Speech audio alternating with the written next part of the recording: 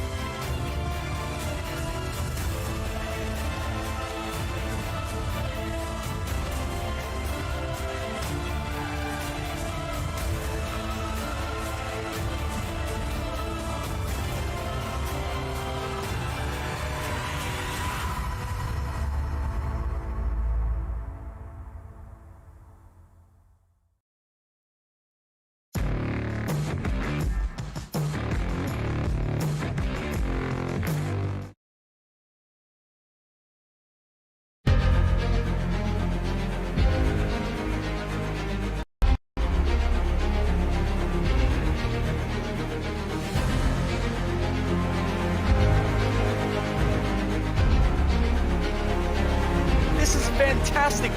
This is GT racing right now. He's got traction, he's got rid of the outside of both of them! Maloney!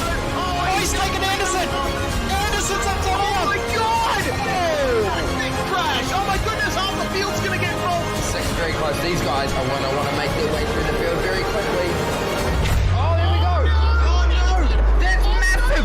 This is it! This is over! I can't believe this! Oh my god! God, what?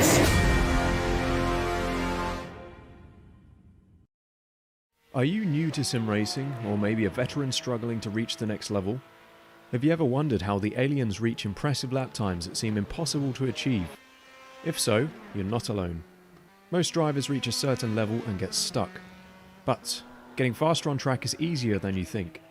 VRS coaches are some of the best sim racers in the world and offer one-on-one driver skills training at affordable rates to help new drivers learn the basics and help experienced drivers break through to the next level.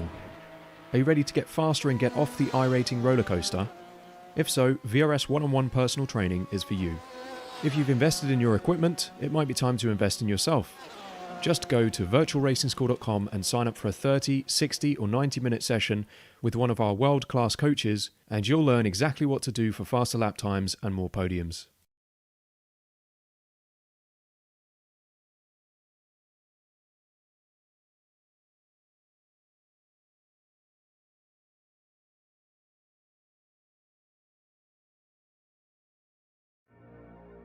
It's the Temple of Speed. There is no greater place to find high-octane action than Monza. It is a track which has been on the calendar for forever and a day and a little bit longer. The outskirts of Milan have proven time and again that this is the greatest place to go and watch racing. And some would even say it is sacrilegious in certain respects to not be able to race around this place. But here today, around this Autodromo Nazionale Monza, this is where the scene is very much set. I'm Jake Sperry here on SimSpeed TV, bringing you the Dallara Formula IR Championship.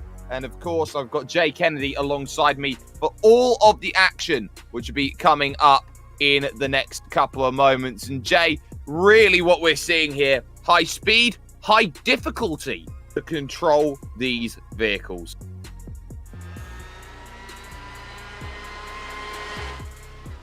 Yeah, 100% Sperry. Good morning, everyone, and hello to you wherever you are watching. It's a fun race here. A little bit bigger field than what we saw last week at Road America, and I think it's going to produce some really, really cool racing just based on the draft effects that we're going to see around this track. It's going to be very, very tight racing, very, very close racing, and it should be very, very entertaining. And I'll tell you what, it's entertaining in the fact that we've got qualifying going on right now as we speak. It's 11 turns, it's 5.79 kilometers worth of track, and this will go by in the blink of an eye. 32 laps worth of racing action here today, and it certainly does prove as a true test of men versus boys, or you could say ladies versus girls as well, for everyone who is racing in sim racing around this wonderful, wonderful circuit. So now it's going to be about how you put together the perfect lap around this place. This is a wonderful track, which time and again has proven, Jay, that this is all about the ultimate test of speed. Get tires up to temperature, feel comfortable with the way that you run, and then go out there for big flying laps. Number one on the board right now, part of the Virtual Racing School team for Coanda Sim Sport. There is Jeremy Booterloop looking to go out there and get a really nice run in the books. Yeah, be looking to get a very, very quick time on early on, and our championship leaders be looking to use this as a chance to get some very, very big points with some ring-in drivers with very, very high I rating, helping boost the strength of field up as well. So a good chance for a good points haul for our regulars, but the ring-ins will be looking to make sure that they don't make it too easy for our regular drivers out there tonight.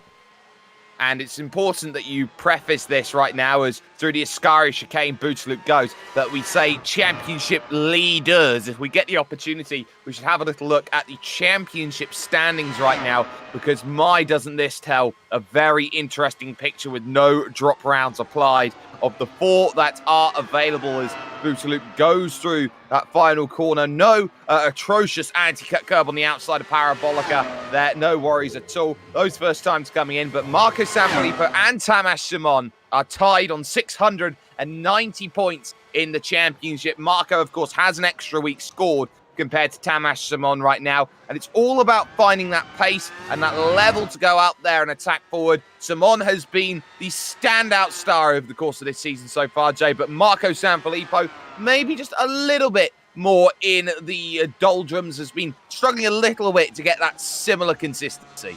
Yeah, 100%. And as you said, though, they both scored their points very, very differently. One with the 4 and one with the 3 weeks counting. But what that shows, though, is that consistency is key. And making sure that you're consistent over every week and not having a bad week that scores you 0 or limited points can really help boost you up that championship ladder. So it's going to be interesting to see how it plays out tonight with this race and going forward as well. But yeah, looking forward to seeing how it does play out. And at the moment, qualifying looks very, very interesting. It's Tamas Simon clear by a 10th and a 3rd at the moment over Jeremy Bouteloup. And then you've got Antoine Higelan there in 3rd position on a 21.749. So the pace is very much there. And then you've got the 2 home drivers, Marco and Danilo Sanfilippo as well. Bouteloup making another drive to the line, improves to a 6.43, but cannot improve over positioning. So that one ultimately does not work out then for him. Drivers still making that push over to the line. Michael Farback looking for improvement, but we look back to Marco Sanfilippo here in the number 6. Finds himself in 4th position right now, and we'll be definitely hoping that he can find himself just a little bit more time. He needs a 1/4 of a second to reach Antoine Higelan. Nice narrow run to the line, and that is a 21.4. Where did that come from? Marco Sanfilippo has absolutely blitzed the time on the board. Tamas Simon probably thought with Bouteloup and Higelan in the field, he was clear by a 10th. He was happy. Never count out Marco Sanfilippo on home soil. 100%. We've seen in iRacing Grand Prix Series how strong he is around this circuit and backing it up in the Dallara iR-01 as well. So very, very quick time. Great lap. Only a couple of drivers that may pick him from that spot, but it doesn't look likely looking at the sector split. So he's doing a very, very good job. And he should start this one from pole based on the sector timings we're seeing. Yeah, there's James Chester's here, the Frenchman making progress to the line. That's a 22.6 on the board, which is good enough for 7th position on the grid, just behind Omar Bahar, ahead of Emil Bernstorff out there, but still has one more lap available. You have only 8 minutes to set all those times on the board. And of course, you've got the likes of Jacob Oberslack out there on circuit as well, searching for good times out there on track. But on the brakes through the left and right chicane of the Variante della Roggia, and now over towards those 2 Lesmo right-handers. This is the technical part of the circuit here, Jay, where really it's all about finding that aerodynamic grip. Yep, and what it does do is it forces, well, I mean, you say technical bit, what I was wanting to say before I got sidetracked looking at something else, is that while it's a technical part of the circuit, it's still incredibly quick, which often technical parts are a little bit slower and flowier. Almost like they're running a little bit wide through the chicane and missed the apex at the end. But yeah, it's so fast and flowing while still technical, which is very, very uncharacteristic for a lot of circuits. So, yeah, maintaining your flow, maintaining your pace can be very, very difficult. And as you say as well, making sure you've still got that mechanical grip and using the downforce of the cars, very, very crucial. Oberslack crosses the line, no lap time counted. Chester's improved on his lap though. He did. It was a 22.354, which means that he jumped over Omar Bahar and had every reason to be excited about that. No other drivers then can go out and improve their lap times. So the grid is stacked and will be as follows. It will be Marco Sanfilippo then on the front of the grid, 121.459. Every reason to be excited about that. Tamas Simon alongside the championship leaders on the front row, 21.609 for Tamas Simon. Then it's the two Frenchmen, Jeremy Bouteloup and Antoine Higeland, for two different teams there. Of course, you got the VRS team there of Coanda for Bouteloup and then Apex for Antoine Higeland. Then Leo Sanfilippo starts in 5th with James Chesters there, an amazing 9/10 of a second back there in 6th position overall. Over the page, we see Omar Bahar starting 7th alongside Andreas Henkel. Good qualifying by him up into 8th position with Emil Bernstorff and then Michael Farbach making row number 5. Jan Brzezina, the Czech driver, starts then from 11th with Brandon Powell, number 19 by his iRacing, but he gets a good start. He'll start from position 12 here today. Adam Cohen, the New Zealand driver there in what is 13th with Anthony Catt there in 14th position. And it's Jacob Oberslack and Jan Hoffman. Radek Sikora is the last driver to set the time on a 25.3. Didn't get everything all together. But then you've got Philip Schiff, and then right down at the bottom, position number 19, Marshall Stanley, not setting a time. Those drivers then getting ordered by their iRacing positions. Well, looking at the conditions here today as well, Jay, very quickly, it's just about 2:15, and the track's 42 degrees. It's hot. It's very, very hot out there for the drivers, so it's going to be very, very difficult to make sure that the grip levels are maintained throughout the race. In saying that, though, usual strategy, hard for the tyre compounds. They'll run hard when they come in for their pit stops. So that sort of side of things makes it a little bit easier for the drivers because they don't have to worry about tyres and things like that. They will just continue on with what they've got in regards to compounds. But what that does do, it means that these hards will go away quite quickly. They will have to nurse them around this track with it being so warm. Yeah, 15 seconds then before they take themselves over. Just waiting for one driver, Jan Brzezina, traditionally late to get onto the grid. And there he is. He wants as much life in the tyres as possible. We're getting ready then here at the Autodromo Nazionale Monza. 32 laps of Italian raw power starts now, and it's a slow start from Bouteloup, who got a little bit caught out there off the front. Big lunge through the inside. What a start from the 4th row that was. There's they charge through. I think that was Omar Bahar, who immediately challenging Higeland now for 3rd. And there's the contacts they go through. Chesters, Higeland, and so many more all caught out. 1, 2, 3, 4 drivers all in trouble. And Omar Bahar not happy. 2 more have found themselves in dramas. And that's what the other issue is around this circuit. Turn 1 is always dangerous. Yep. You got Chesters, as you said, involved. Bahar, Bernbach, Brzezina, and who else? Sakura as well, all involved in that incident. P1, P2, because of that, they've already got a 6-second advantage over the field. They absolutely do. That was all triggered by Michael Farbach then having his issue through turn number 1. He's got himself a little bit late on the brakes and tagged everyone around. Philip Schiff, again, no luck in a whole world of hurt. But there are the front two. Marco Sanfilippo then. And, of course, on top of that, you have got Tamas Simon in 2nd. Drivers who are out then, Omar Bahar, Emil Bernstorff, Michael Farbach, Jan Brzezina, Radek Sikora, and Philip Schiff. That's 6 retirements then in this opening lap of the race. And this is where you start seeing things get really interesting. We go on board on this charge with Brandon Powell in the number 19 machine. He's already climbed up to 5th place thanks to that very, very eclectic start to the race. And now it's about charging through, looking for that opportunity in towards the Rettifilo for the first time. But it's a train right now, and it's a train behind Danilo Sanfilippo. 10 guys in the pits as well already. You can see in the background there the amount of smoke flying from pit lane as well. So drivers who were caught up in that have continued on and come into the pits, being Bouteloup, Higland, Chesters and Oberslack all in the pits. It means that officially 9 drivers have got away from turn 1, lap 1. Everyone else was involved. And that means that that's a 10-car pileup, and it was multi-staged as well because Sikora had his own moment going into turn 1, which then compounded issues a little bit further. Still, look at the look going along against Anthony Catt. This is Brandon Powell moving straight on through and getting a wonderful drive to make that move happen. And when you get into these sorts of vehicles, drivers like Higeland and Booterloop, they'd have thought, oh, this will be a doddle, I say, as they got in. But when you realise just how tough this is and how tough this vehicle is to drive, lap 1 is the most dangerous part of the race. Settle into a rhythm, most drivers are fine. But lap 1, everyone around you close quarters, this is a nightmare vehicle to get right.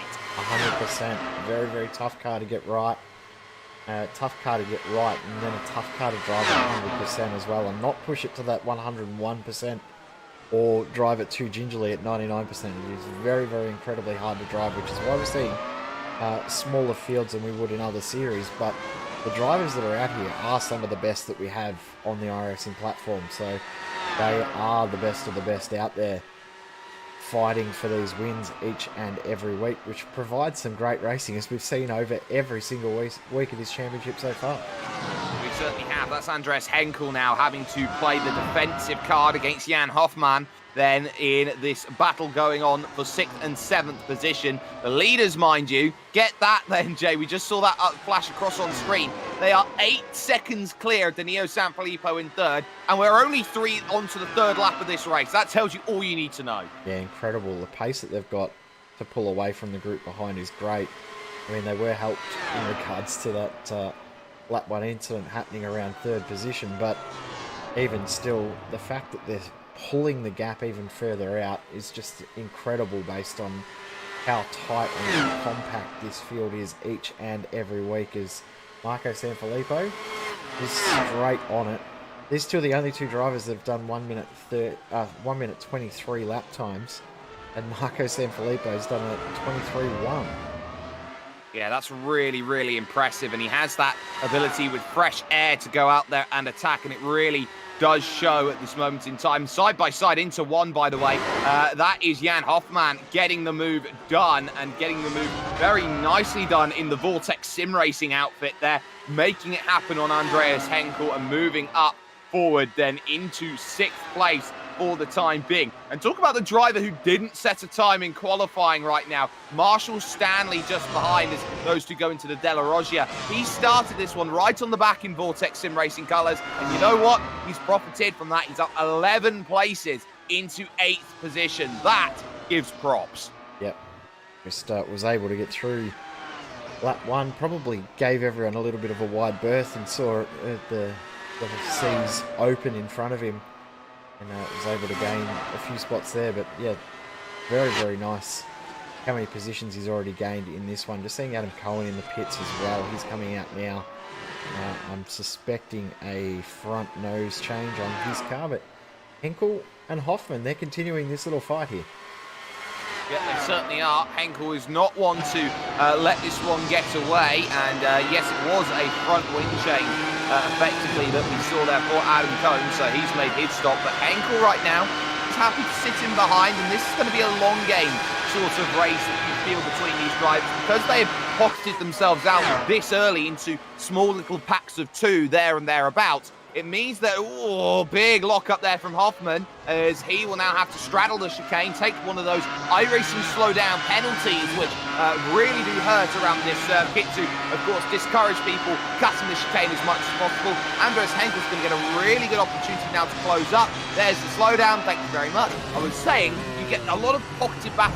Pack of 2, pack of 2, pack of 2, which all the time is just a case of working in tandem. Can you save the fuel, or can you not, and can you brake?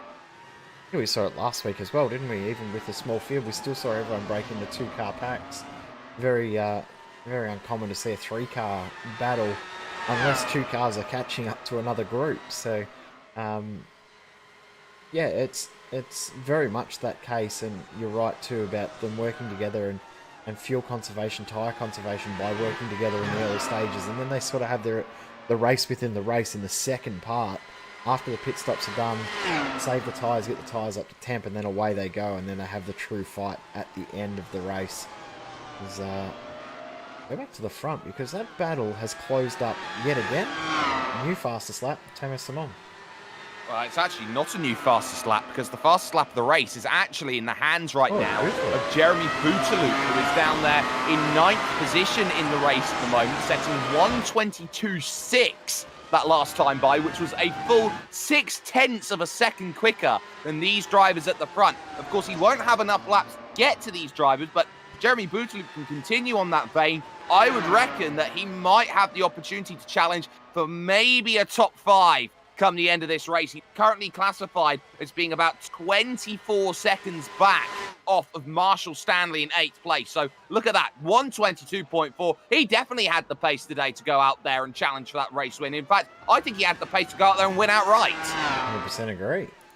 That pace is incredibly quick, although it would have been different to see what he would have done if he had been in the lead pack and how much he would have had to save tyres and work with those guys, and how much a draft would have affected him as well. But at the moment, out there, 4 seconds a lap faster than the driver he's catching of Marshall Stanley.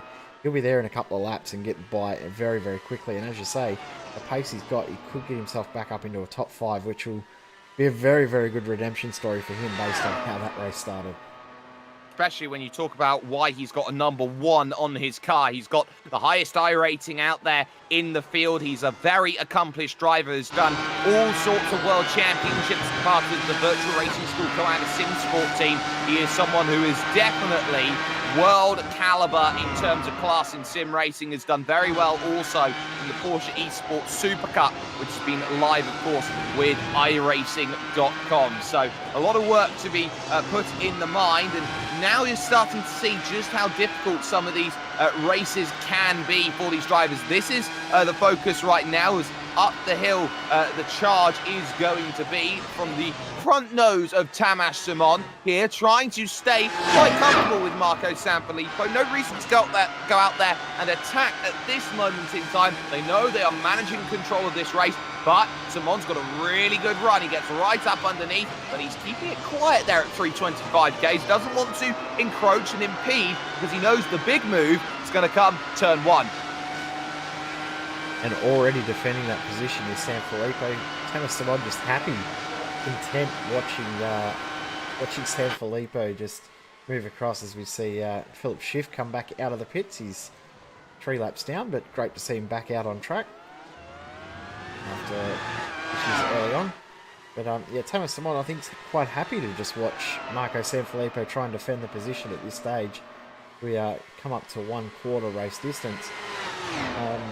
Sanfilippo, very, very good at defending a position, but I think he's defending it a little bit too early, a couple of laps too early, because Tamas Simon looks very, very content just being the car behind at the moment. Just want to keep an eye on Jan Hoffman. He has had a few issues on the brakes. In fact, he's had a spin coming out of the Rettifilo. In fact, he's just had a spin now coming onto pit lane because he nosed it into the fence 1 lap ago, coming out of the Rettifilo. And then all sorts of troubles have continued for the Vortex Sim Racing driver. So we'll catch this with the Virtual Racing School replay. This is how easily it can go wrong. He was all out there on his own, at least at that point in time. And I believe what we're looking at is the run into the pits, if I'm correct. And this is how easily it can go wrong out there on circuit. So going through that final corner, looking to try and get down into the pits, hit the brakes. Oh no, I've gone too quick. I've locked everything up. He takes the cone for troubles as well and goes for a 180. And who said that these vehicles, being fantasy, were going to be easy cars? Definitely not easy cars, these things. So, yeah, I was just saying before about Tamas Simon being happy and content being behind. Proved me wrong. Takes the lead away.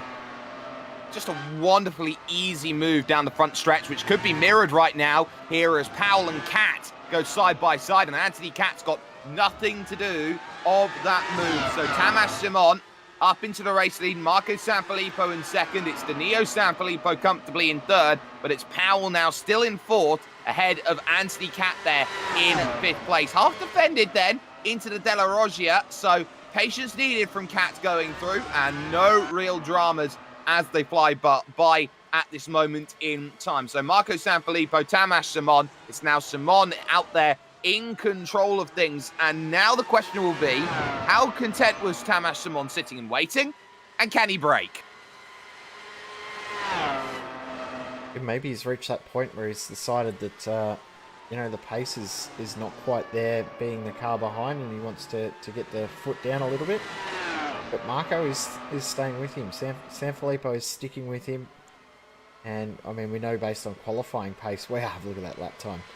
Incredible for Simon. 22.2 around this circuit is incredibly quick. Thomas Simon looking like he does want to break that draft, but he's going to have to work really, really hard for it. Chocolate is not easy to break the draft in, just due to the nature of the circuit. So we'll have to see if he can break the draft. But at this stage, I don't think it's going to be possible, because Marco Sanfilippo, very, very strong driver. We know how good these two are. This is going to be a great fight all the way to the end, I feel. It might just have to come down to stops, and who's better in the stops. Tamas Simon, fastest lap of the race with that 22.2, 2/10 quicker than Jeremy Bouteloup over the course of that last lap. That tells you all you need to know about how much Tamas Simon was just comfortable sitting and waiting and hoping for opportunities. You need all of the Brembo brakes there into the left of the Ascari chicane, named after Alberto Ascari, the legendary two-time Formula One world champion of 1952 and 1953. So definitely someone who was out there, who had all of the pace. Of course, was robbed well before his time. Through that parabolica corner, using all of the road possible, and then try and get it nice and flat as you charge through. And Marco Sanfilippo immediately responding with a 22.2 of his own out there to say, you know what? I've got the draft. I can run exactly the same times as you can. There is no chance you are breaking away from me here today at Monza. Yep, exactly right. Not able to break away at all. Staying around that 0.3 of a second bracket. Anthony Catt close enough to maybe get a move done again, or look again, but defended by Brandon Powell, which I'm a little surprised about. I don't see much of a point of defending these positions down the front straight at this stage. If you work with someone, you can start to work a gap to the car ahead. They're 6 seconds back from the Neo Sanfilippo, but yeah, I'm surprised that Brandon Powell's defending that position as aggressively as he is into turn one. I thought he may have been letting Cat by, and then the two work together, drafting and swapping positions every lap to help gain a bit of pace, but doesn't seem to be the case. Anthony Cat, though, also content sitting in behind at this stage as well.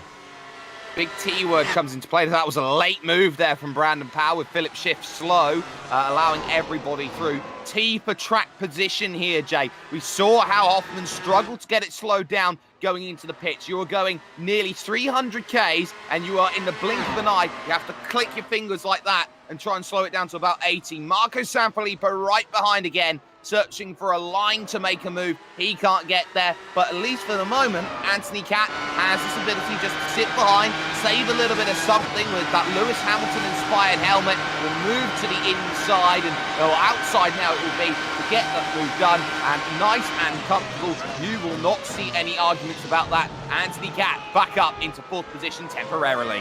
Yep, no fighting that time from Anthony Cat, and they lost around about a second to Danilo Sanfilippo on that lap as well. Danilo about a second a lap slower than Marco, and also Thomas Simon, so the pace not quite as quick from Danilo, but he's in no man's land at the moment, quite happily in third position. Cars ahead 14 seconds up the road, 15 seconds up the road. Cars behind about 6 or 7 seconds back, so he's just happy, content, just lapping around at his current pace, and that's all he has to do for now, and based on that, he should pick up a nice podium, as long as he can keep it on the circuit and not get involved in any lap traffic. Yeah, that's the key for Danilo Sanfilippo. Just back up brother Marco as much as you can. It looks like it could be on here for the race lead once again. Marco Sanfilippo right up underneath, but decides to just lift and ease it through those corners, that Retafilo chicane, and now looking to try and attack through this part of the lap. We're on lap 13 of 32, and the question will be, how long do you want to push it here? Makes sense to go half and half, 16 and 16, but again, Marco Sanfilippo just very happy just to sit, wait behind, look to try and make the call, because he's thinking about, well, what do I need to do? Well, the cards are all in his hand at the moment. Exactly right. He can choose what he wants to do. It's the weird situation where the car behind is in the preferred position strategy-wise because they get to do whatever they want.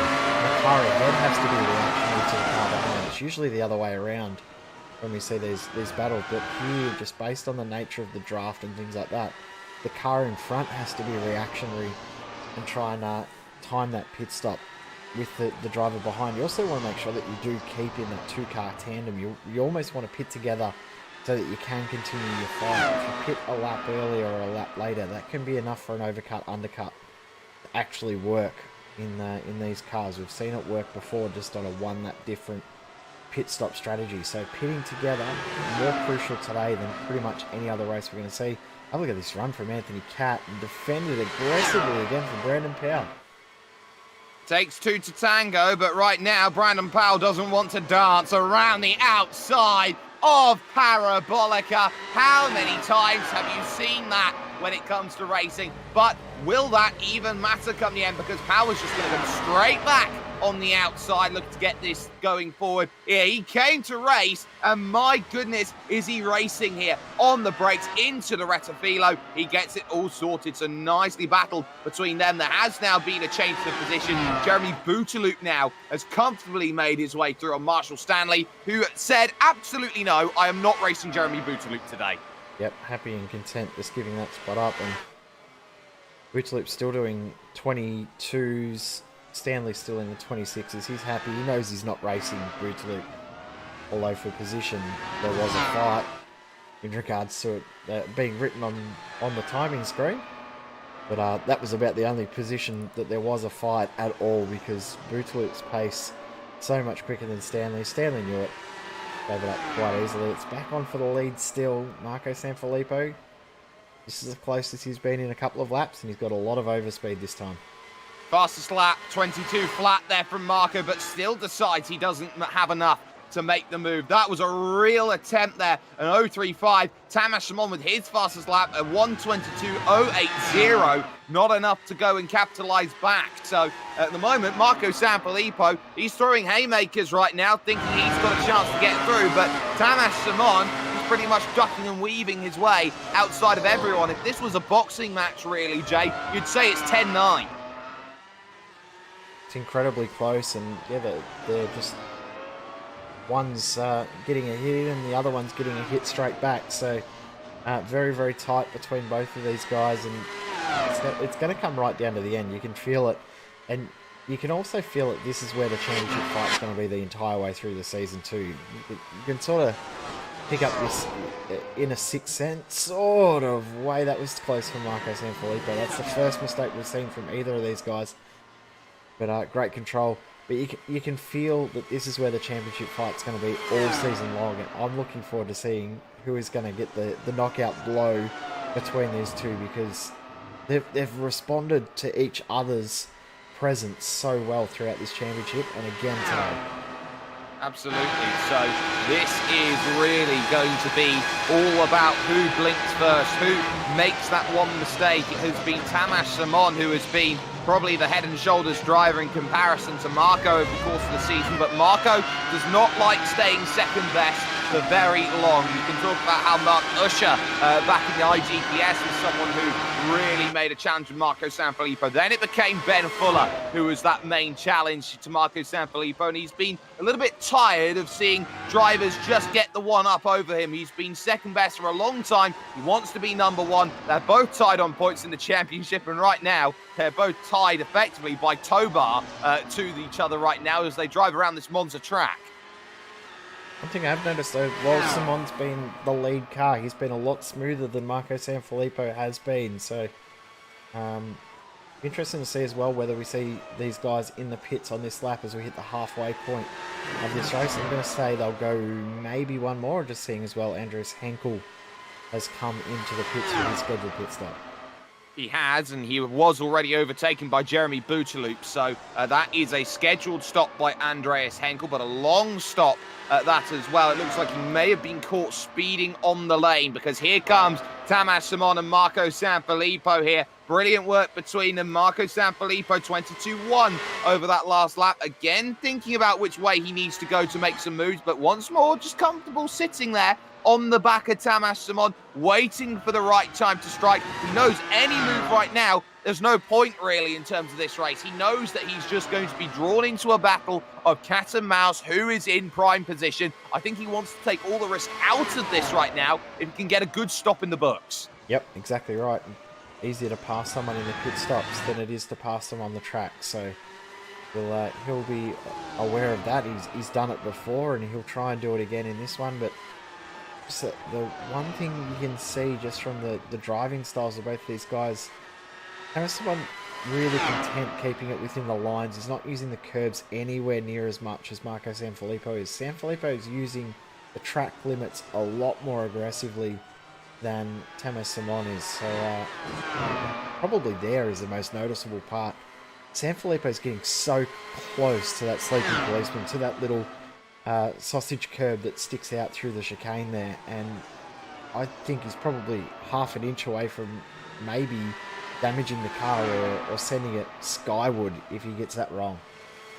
But yet through Parabolica, it was roles reverse, where you saw Tamas Simon take all of that runoff on the exit, and really it was in the lines from Marco Sanfilippo. So different corners indicate different driving styles as they go out forward. And of course, Marco Sanfilippo's got a tougher job as well. He's so much underneath as Tamas Simon sets himself then a fastest lap, 1:22.025. It is faster by 100th of a second over Marco Sanfilippo. The key here to Tamas here is that he doesn't have dirty air and Marco does. So Marco through the corners, he's really searching for grip, and that is why he will be more likely using more track.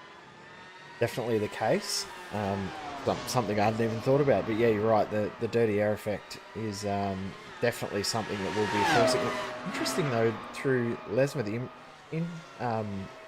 the entrance to Lesmo 2, Tamas Simon's a lot more aggressive there, but through this section here, you'll notice right on cue, he actually is a little bit more aggressive through that last section, but he hadn't been taking that last corner in the chicane anywhere near as aggressively as Marco Sanfilippo had. So he did respond on this attempt, and it's pit in time, and Marco continues on.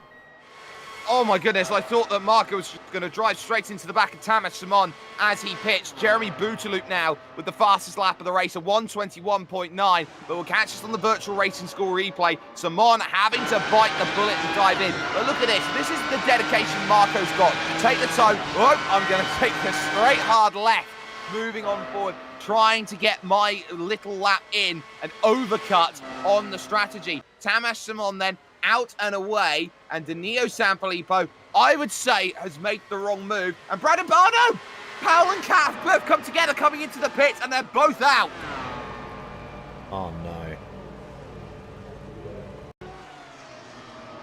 Anthony Cat trying to go around the outside into a very tight pit lane, and this is where it goes wrong. You can see there's the contact, both of them into the walls, the Armco and the pit retainer, and just like that, two drivers, fourth and fifth on career best drives in this series, are now in the retirement bed. Bouteloup is now P4. No way. That's incredible. And yeah, Anthony Caddy, he'll be no doubt upset with himself there, because he knows that wasn't the right thing to do. I think he may have misread what was going on there, and may have committed to the lane too late. That's what's caused that. So might have nearly been smarter just to, concede a couple of seconds and continue on. But hindsight's a wonderful thing, as we see Marco Sanfilippo in the pits. 8.2 second stop for Tamas Simon. Marco Sanfilippo just stops at his pit stall. This is going to be tight between these two. Yeah, traffic then on the exit. What a stop by Marco Sanfilippo. He'll come out right behind James Chesters.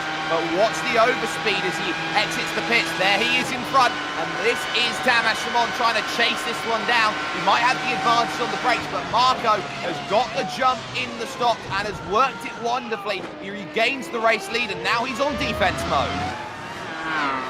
Yeah, great job from Marco Sanfilippo, and as I said, it's much easier to pass someone in the pits than it is on the track. 1 second shorter pit stop meant that he got the jump quite easily. Bootups decided to come in for his scheduled pit stop, so this will be his second stop. Of course, he come in to get damage fixed early on. But, yeah, Marco Sanfilippo, great pit stop from him, and now he's got this lap traffic as well that he's trying to contend with too. As you said, James Chesters, who's just come out from his pit stop, will probably slow it down the straight here and allow Tamas Simon to close that gap right down now. It's down to 0.2 of a second. Don't need a stopwatch to see how close this gap is now.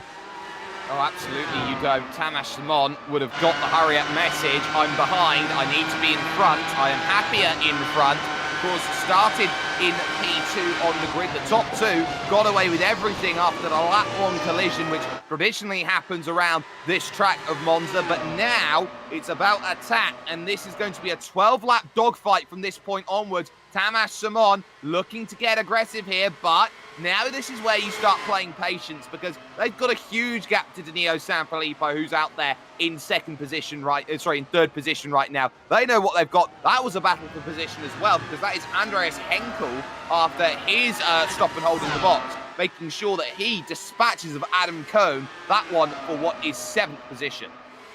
Nice little move there as he comes back through, does Andreas Henkel. And I don't know if he was penalised for speeding in the pits. A 30-second pit stop. It's usually a 40-second stop and hold when you're speeding in the pits, is it not?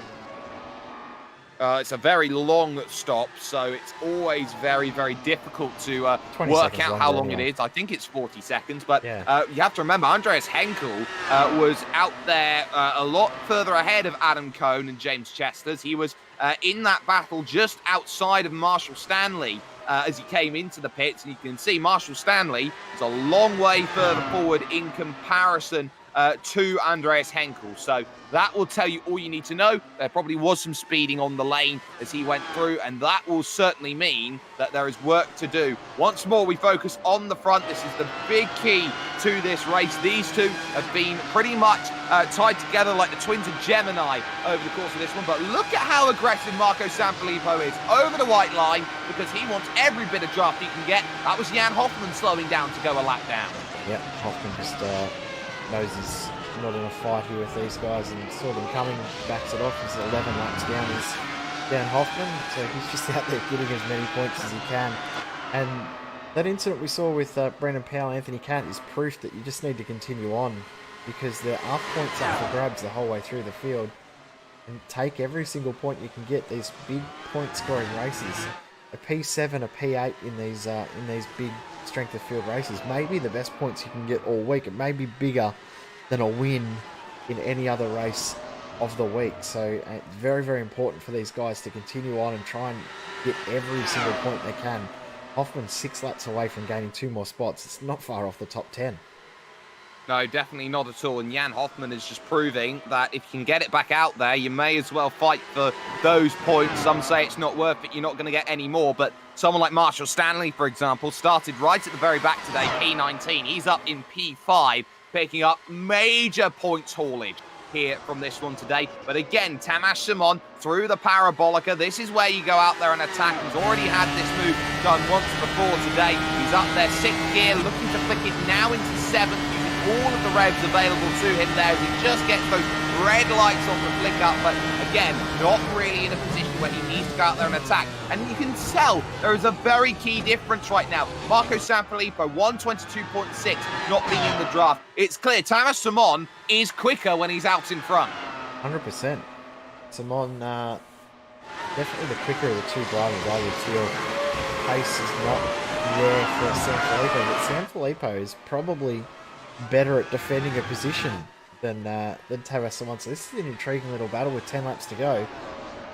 I'm excited to see where this ends up, because I don't know who's going to come out on top here. And that's what we love about this race and these cars and this racing is we don't know how this race is going to play out. We've seen time and time again these races come down to nothing because both drivers are so strong in other segments from their opponents, and that's what makes these races great. I'm looking forward to it. Absolutely. We have also had a change for position. James Chester's there just in the background has fallen behind Andreas Henkel, who is now up into 6th place in this race. So his next challenge will be hoping that the cars in front and just about now getting lapped will be Marshall Stanley in 5th place. So that will be the focus then for Andreas Henkel, a top 5 to recover from after his speeding in the lane. So Stanley gets well out of the way of those two diving on forward, and now the focus is going to be very firmly on, well, how fast can you drive and how much can you get out of a race like this, as out of the pits comes Philip Schiff. And Philip Schiff 4 laps down, so it's harder for Jan Hoffman if he makes a mistake, does Philip Schiff. And a mistake out of any of these drivers will leave them susceptible to Jan Hoffman. As we said, Hoffman continuing on despite all that damage. A 12-minute pit stop to get damage fixed, so he won't be up there in regards to pace, but he'll be out there trying to get as many laps in the books as he can. He's only a couple of laps away from gaining 2 more spots. Simon mistake. Oh, mistake there for Thomas Simon. That was close. Finished by It was. He was too aggressive over that first curb at the Ascari chicane, got over the anti-cut curb, so sleeping policemen, and then that spat him out wide for the second half. Now he's really got work to do, and he's got to use some of that power available in that Dallara iR-01 to push himself back into range of Marco Sanfilippo. The gap as they cross the line is now extended to 1.4 seconds. He'll have very minimal fringes of draft. Now he's really got to work. Yep, 100% have to work, and this is where Marco Sanfilippo has to work as well. He has to make sure that he can, use that mistake from Thomas Simon to his advantage and try and break the draft. If you can break away now, this is the time to do it, but it's already down to 0.8 of a second. Thomas Simon is driving the wheels off this car now that he's made that mistake. He knows that that was the one mistake he might be able to get away with. Marco Sanfilippo hasn't been able to capitalise on it, and by the end of this lap, Thomas Simon's going to be right back under the rear wing again.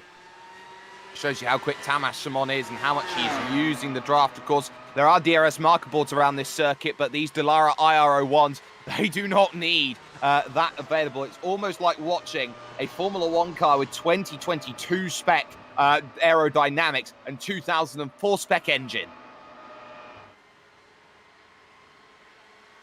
Definitely the case.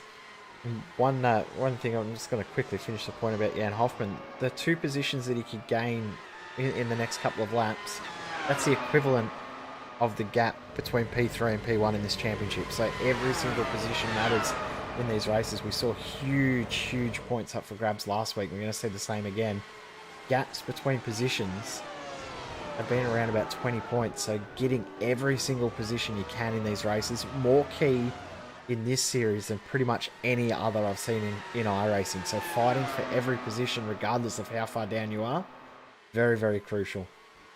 Andreas Henkel moves then into the top 5 at the Rettifilo as he now moves just behind this group. So he's got the move done on Marshall Stanley. James Chester's now, the Frenchman, will want to also gain that move, jump up into what is going to be 6th position in this race and really try and go out there and make something happen around this track. So really, Stanley doesn't have much further to fall. This is probably the last position he could possibly lose and still be happy with 7th place. And you know what? I wouldn't knock it here for the Vortex Sim Racing driver. 7th place, you definitely take that to the bank in cash. 100%. Based on the quality of the field we've got, top 10, if you look at the field at the start of the race, you're going to take that. I mean, probably want better than a top 10 just based on what's happened at the start of the race, but top 10 definitely incredibly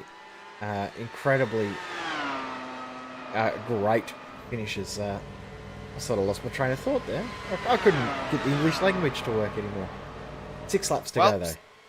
Yes, 6 laps to go, and the focus very firmly on the front Simon versus Sanfilippo, and it was another 2/10 then from Tamas Simon, brings that gap down to 7/10 of a second as they cross the line. Marco Sanfilippo knows he's being reeled in for the right strike, the one strike that Tamas Simon absolutely desperately needs to go out there and make, and that is the crucial focus here. Tamas Simon has had to work hard to get back into position with Marco Sanfilippo, and the last thing that those two drivers need to do in this race right now, and these are the two best drivers I would say in the world right now with these Dallara iR-01s, the last thing they need to do is collide.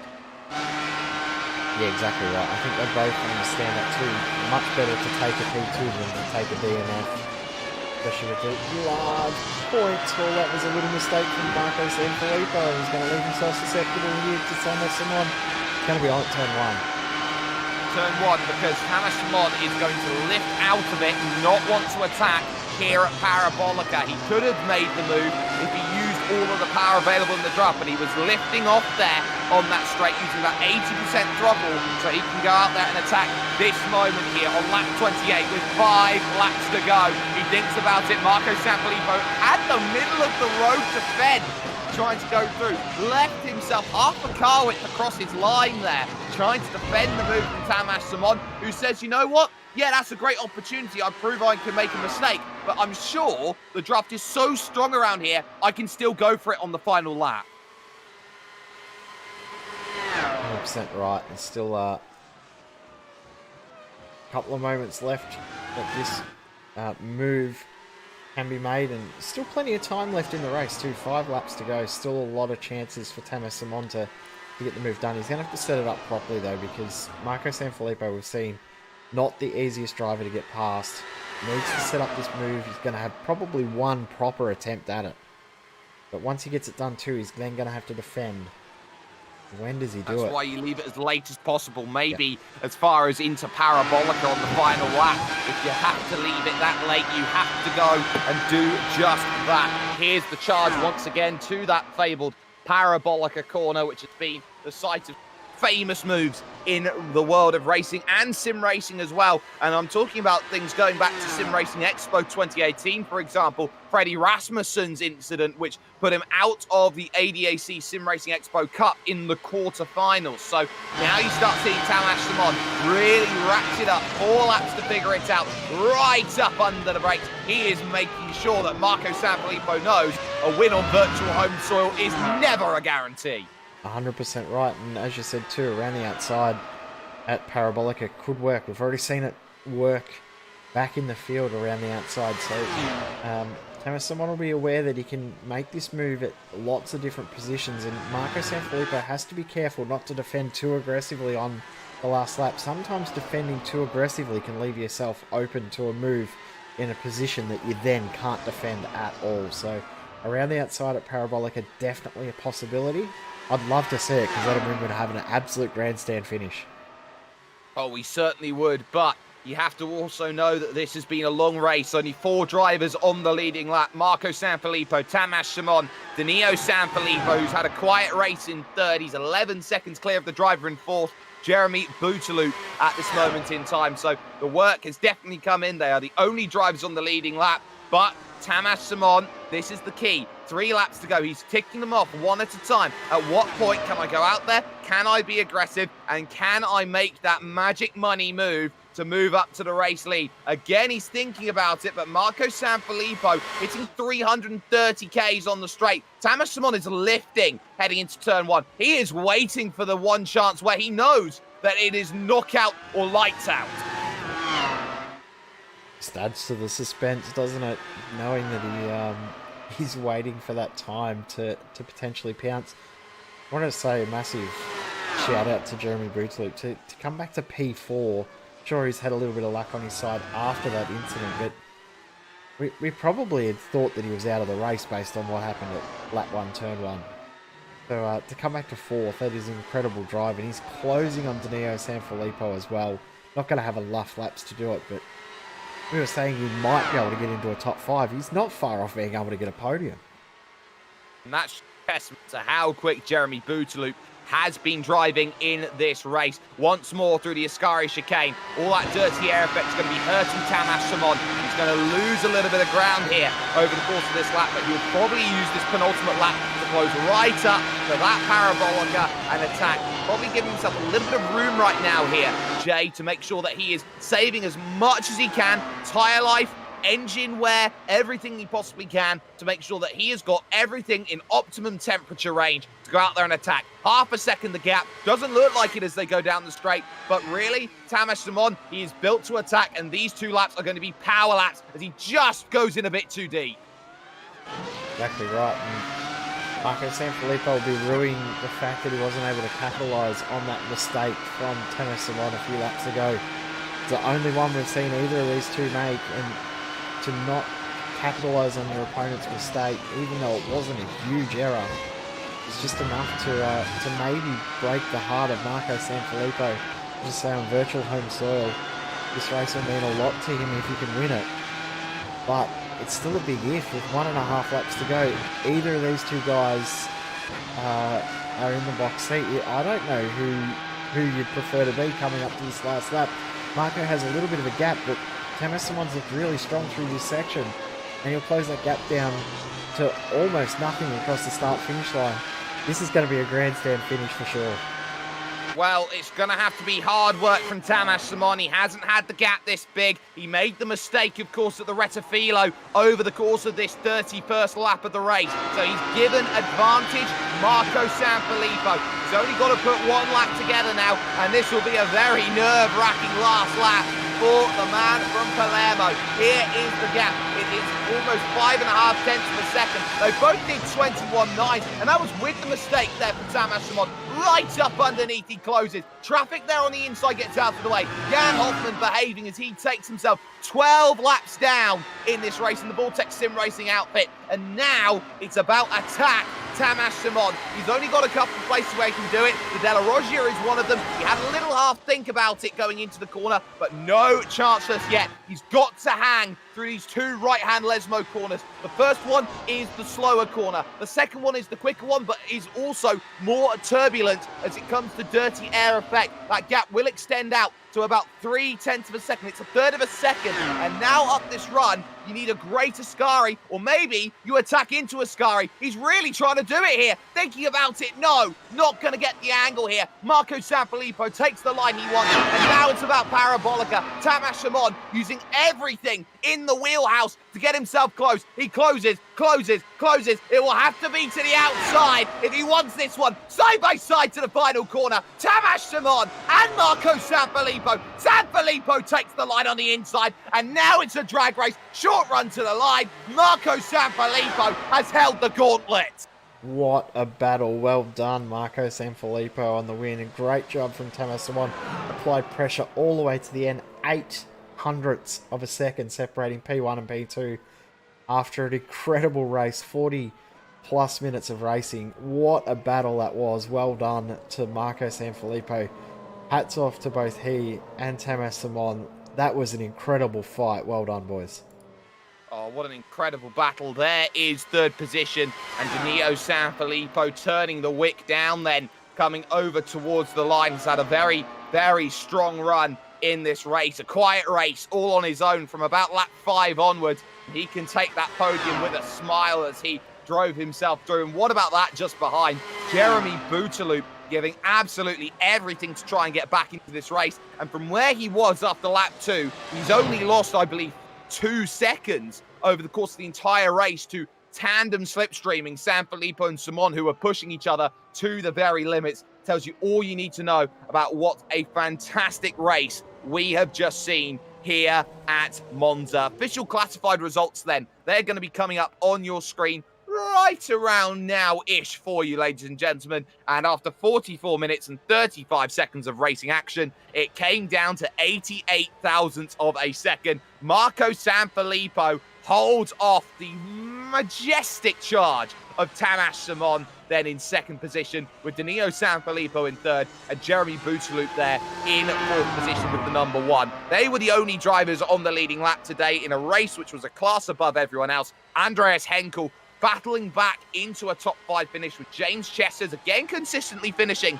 in 6th place, 7th position, ending up to Marshall Stanley, who started on the very back of the grid in 19th position. Adam Kern, after his pit stop, finishes in 8th position, with 9th going to Jacob Oberslack 1 lap down. And Philip Schiff is classified as a finisher, but he needed to get a race finish under his belt. 4 laps, the gap ultimately at the end. And then you start hitting drivers who are many laps down or retired. Jan Hoffman, 12 laps down, will not technically be classified as a finisher, but did make it to the line. But then you had Brandon Powell and Anthony Catt, who took themselves out of 4th and 5th position as they came to their stops. And then all the other drivers who ran into real troubles. Antoine Higeland for Apex Racing UK. Then you had Radek Sikora, Omar Bahar, Michael Farbach, Jan Brezina, and Emil Bernstorff, all in trouble. Turn 1 of the race here at Monza. It does happen, especially when you're cold tyres, cold brakes, that often makes all of the dramas. But we head to another fabled track. It is the pride of Spain. It is the fantastic Barcelona-Catalunya circuit, of course, and this is a track which really is going to be all about now how you marry every aspect of driving together, Jay. Exactly right. It's going to be a fantastic race at Barcelona. Looking forward to this one. It's a fantastic track. We're running on the historic layout as well, so we ignore that yucky little F1 chicane at the end of the lap. So what that means is we're probably going to see even more overtaking into turn 1. That is definitely going to make it a very, very exciting race. Bring it on next week.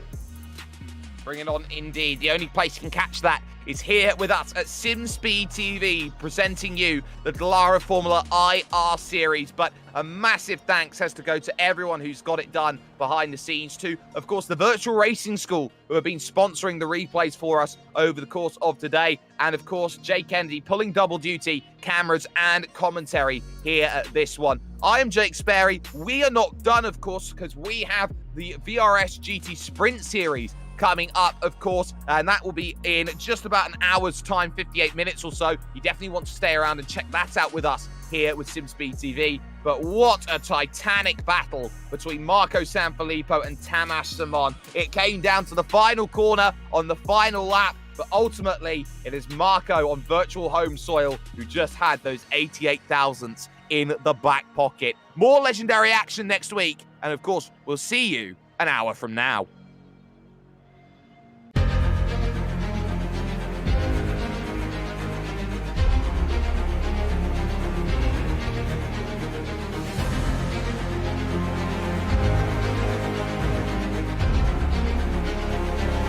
This is fantastic.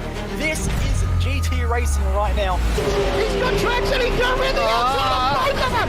Maloney! Oh, he's taking Anderson. Anderson's up to Oh my God! Oh. Big crash! Oh my goodness, half the field's gonna get rolled! Second very close. These guys are want to make their way through the field very quickly.